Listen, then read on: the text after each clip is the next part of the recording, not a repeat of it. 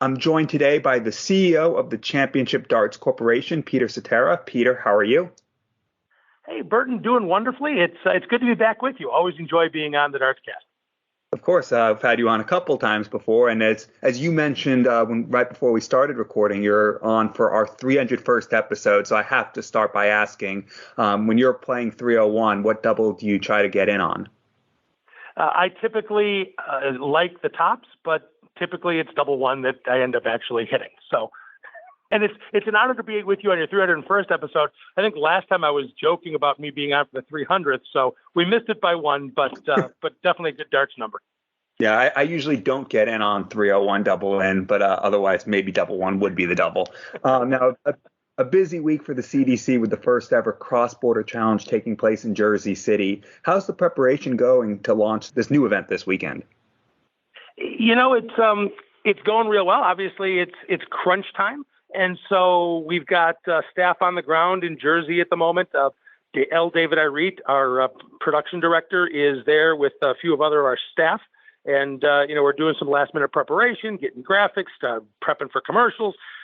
So, it's going well.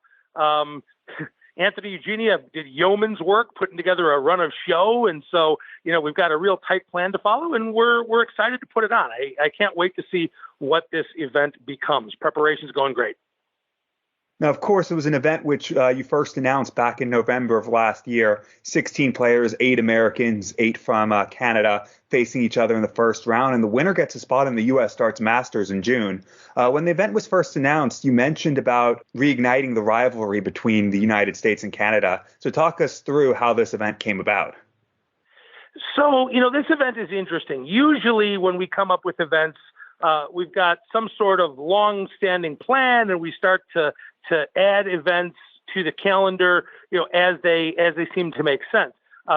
Anthony has about 15 different special events drawn up in his legendary notebook. We talk about where we want to go with events, but this one it presented itself. There was an opportunity we weren't looking for that presented itself. So one of the people that works at White Eagle Hall. So first of all, White Eagle is owned by a very large media corporation. It's the same corporation that owns the New Jersey Devils hockey team. They own the one of the major arenas in the Prudential Center. And so, they do a lot of things, and they have this venue, the White Eagle Hall, that's in their portfolio. And the gentleman who we were working with, he used to be with Madison Square Garden. And so he and Matt Porter were working together, well before COVID, right? For that first U.S. Darts Masters that was supposed to happen in Madison Square Garden, the one everybody was excited about for 2020. They were working to get that planned. And then in the interim, the individual moved and found another position. But Matt put me in touch with him. We went out, we looked at the venue, and it's a perfect venue for darts. The atmosphere is great. It's cozy. It has a balcony. It's got a great stage. The audio is good. Like, it's everything you would look for if you wanted to put on a darts event in an intimate setting. And so when the opportunity presented itself, we evaluated it hard internally and decided, we're going to try to make this thing work because missing that opportunity didn't seem to make sense. It's one of those things where you've got to, seize the day, right? Carpe diem. And it presented itself. So we decided to move forward with it. The U.S.-Canada angle, when you're talking about putting together an event that you want to make a compelling story to, you've got two countries. It's just logic that you can put both of the kind of the countries together and set up that storyline, that narrative. Who's the best, right? Is Canada going to take the day? Is the U.S. going to, steamroll the Canadians? There's a lot of subtext here. So, it's an individual event. There's no doubt, obviously, but there's also that team aspect to it as well. And I'll say this and then let you kind of continue. We introduced a couple of weeks ago the concept of the Nations Cup. And so in this event, every match is worth 1 point to the winning player's country. And so the first team to 8 points will win the Nations Cup. And so we're really excited about that. Gives you some nation bragging rights there, too. Of course. And Canada will probably be out for revenge after the U.S. Women's destroyed them in the hockey gold medal game the other night. Hopefully Canada won't get that. As I think you know, I'm a huge hockey fan. I am going to refrain from giving our Canadian friends more motivation to come and destroy the Americans. How about that? I don't want to give them motivation either. Now, some interesting ties on the Friday in the first round. And if any of our listeners are in the area, tickets are still available. I think they're $30 to watch in person. Is it going to be streamed as well? Or is there other ways to watch it for people who can't make it?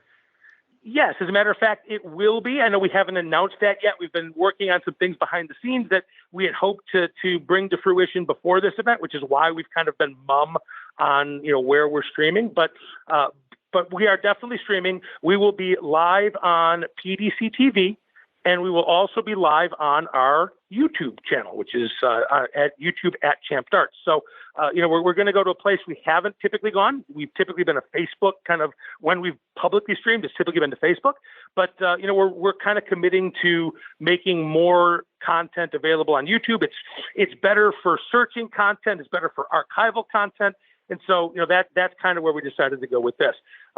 You mentioned tickets are still available. We'd love to see more people in the venue. I think that ticket sales, they're not necessarily exactly where we wanted them. So we'd love to have more people show up and join us. But regardless of that, the event is going to be amazing. It's going to be great, whether you're watching it right there or whether you're watching it online. It's going to be just high quality darts. The format is exciting, right? We've got best of 7 in the first round, which, that's a shorter format. That anything can happen, as you know, in a shorter format. And I'd like to address some questions we got there. People are saying, well, hey, listen, it should be a longer format. Well, the tour is a long format, right? Our tours starts at 9 and then 11 and then 13. But here we are, we went shorter. And the reason we went shorter is it's the first time at a venue.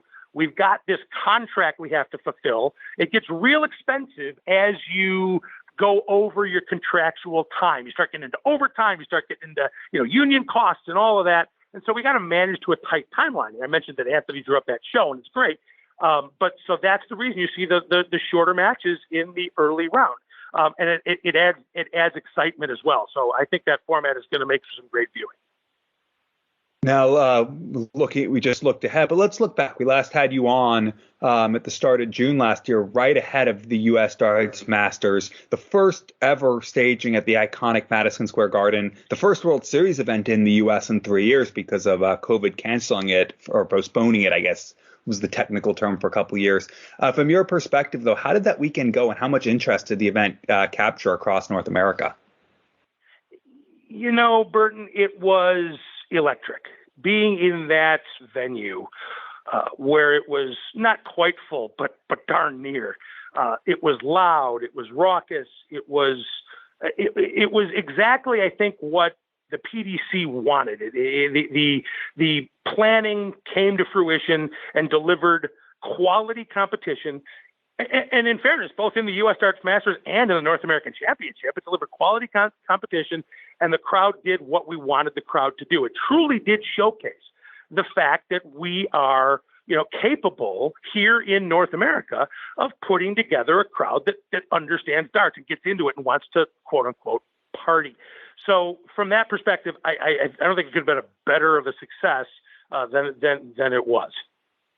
Well, looking ahead, it's just a month and a half off now before the second staging. What's the buildup been like so far this time around? Are you expecting a similar number of tickets sold and meet your interest? Do you think it might even grow on last year? We certainly hope that we see the same level of interest. One thing I have to note is that the economy today is a lot different than it was this time last year, especially, all over the world.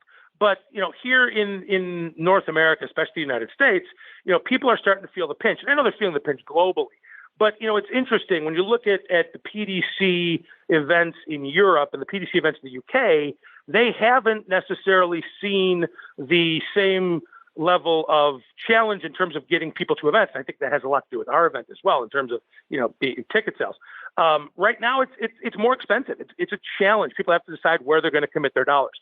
So I'm optimistic that we can get where we got before. I'd like to see more. There certainly is a lot of chatter about how awesome the event is going to be, but we'll see, what the economics the economics play out as. However, I will say, given economics, there are some good discounts out there.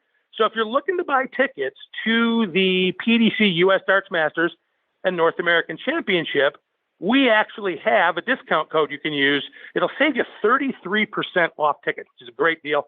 The code is CDC33. So if you use that code, unlock the offer at checkout, CDC33, all bowl seats, not tables, but all the seats in the bowl are 33% off. That's true for a 2-day pass or individual days. So certainly there's a great chance to get value for your investment. Yeah, 33 is also, I think, my 3-dart average right now. Now, we know most of the field for MSG, a lot of the big boys from the PDC. We also know a lot of the North American players from the PDC Tour are in, obviously. But so is Alex Spellman. He won the Continental Cup towards the end of 2022. He's a name that's coming up a lot more regularly now, just also played in the Modus League. What can you tell us about Alex? Alex, for my first introduction to Alex Spellman was all the way back when we started this thing, our first year, which was 2015. Alex came. He was kind of an early adopter of the system. He kind of bought into the vision, and he was there and he played. And I don't think his game got to where he wanted it to be. He had other work commitments, and so decided it was not the right time to play CDC. In the meantime, obviously, he's worked on his game. He's a very analytical guy. He's a guy who can sit there and watch footage of himself and figure out exactly where the minutia of what might be different today than yesterday, and how to correct and how to consistently make himself better. He and John Part are very similar in that analytical aspect. Alex is also a guy who's he's pretty unflappable. So he's just calm. He's collected, whether he's, up 5-0 or down 5-0 or 5-1, it's the same Alex Spellman. And, you mentioned the Continental Cup. Well, he had a massive comeback to beat Doug Boehm in the final. And only a guy who's truly unflappable can generally pull something like that off. You bite off a dart at a time, then you bite off a leg at a time. And if I do this, then I'll have another shot the next leg. I just got to break him here. Then I hold throw. That's the kind of stuff that goes through Alex's mind. He is a top quality player. You'll see a lot more of him on the international stage. He obviously has the talent, and I'm really excited to see where he can go. Of course, quite a few players in North America have the talent. It's great to see people in Europe start to appreciate that. Leonard Gates being one of those players that now has broken through. Obviously, doing really well on the senior tour this year. But before that, he qualified through the qualifiers for the U.S. Darts Masters, and also went on to win the North American Championship. And the big thing that brought him was that it got him a spot at Ali Pali and a spot in the Grand Slam. How much of a boost was it to have a spot in the Grand Slam available for the North American champion? It's interesting you mention that, because when we first started the partnership with the PDC, back when we were first trying to feel each other out and figure out, was there a symbiotic relationship here? I had asked Matt Porter about, hey, when are we going to get a spot in the Grand Slam? And he kind of gave me the whole patience grasshopper type of thing, right? So it wasn't the right time, and it wasn't the right time back then, right? You can see the level of play, how much it's increased across the board over here. Just look at our averages at our tournament weekends. But now it was the right time, and there was a spot available, and having the ability to get Leonard onto that stage and getting more exposure. At this point, the exposure for North American darts is vital. Getting people talking about us worldwide is something that's certainly important in terms of the fan aspect. And, we couldn't be happier that we got that spot. Now, we'll see what happens this year. We'll see how that goes. But yeah, having him basically break the ice there and get us into an event we've never been in before. Yeah, certainly that's an important thing. The Ali Pali spot, obviously the more people we can get up on that stage, and look at how many North Americans we had last year, right? So it's a testament to our players. It's a testament to, how well they're playing, how dedicated they are. And they're taking the opportunities that are given to them.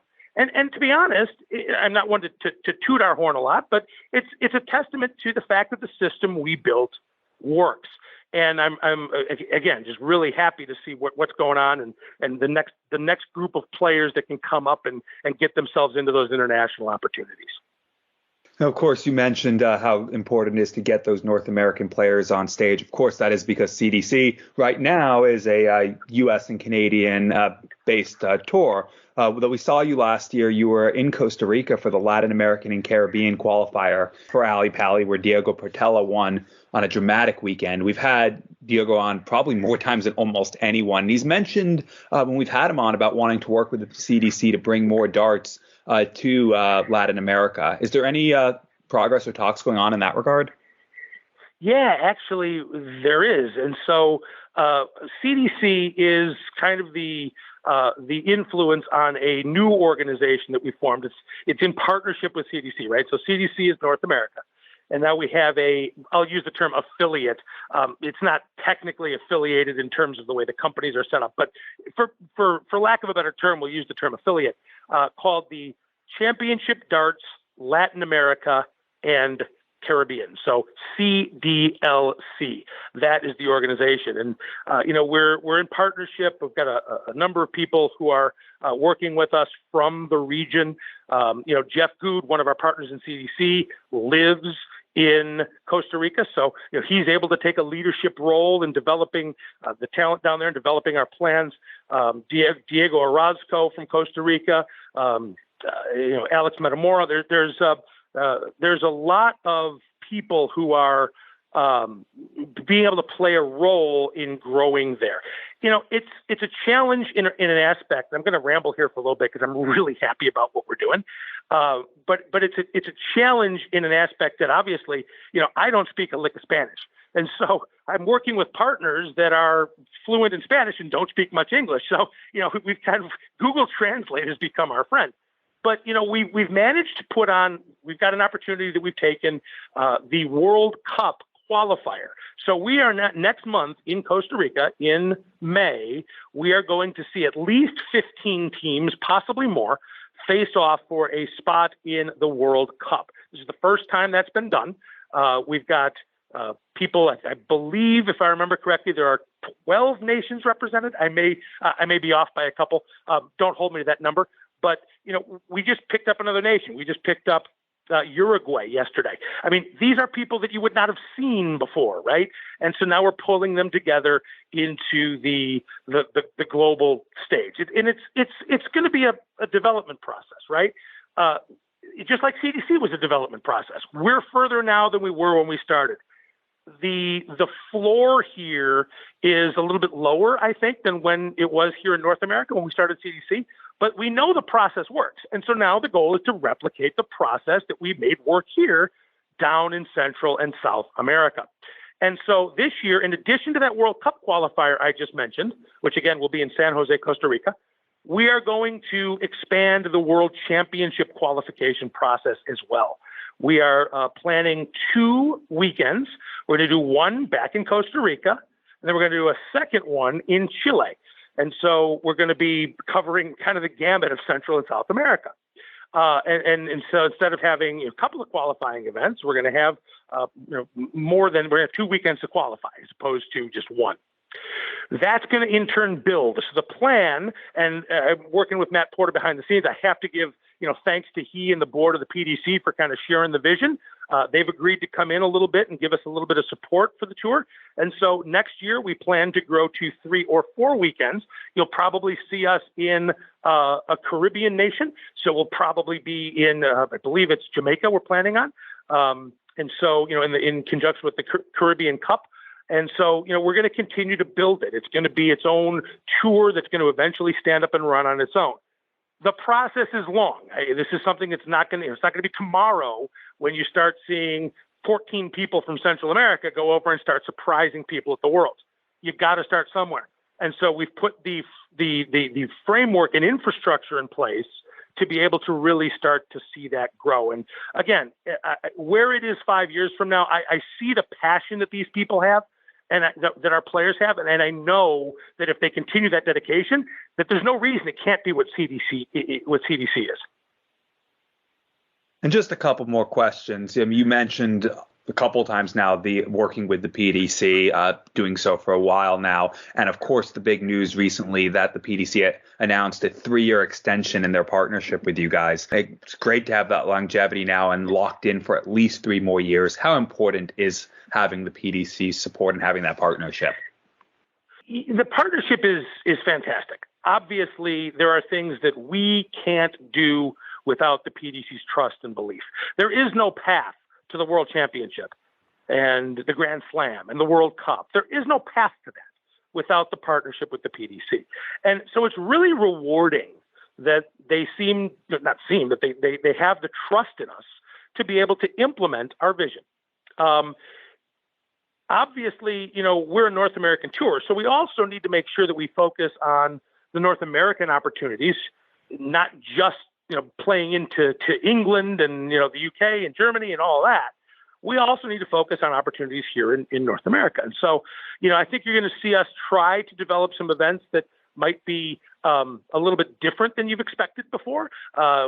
There's different things that we can do that'll focus more highlights on just North American play. But we're never, going to give up on or go away from qualifying people for international competition. The PDC made a big announcement a couple of weeks ago. They're working with a company called U.S. Integrity to get themselves listed on U.S. betting sites to be able to be available to be wagered on. That's got the potential to really change the game.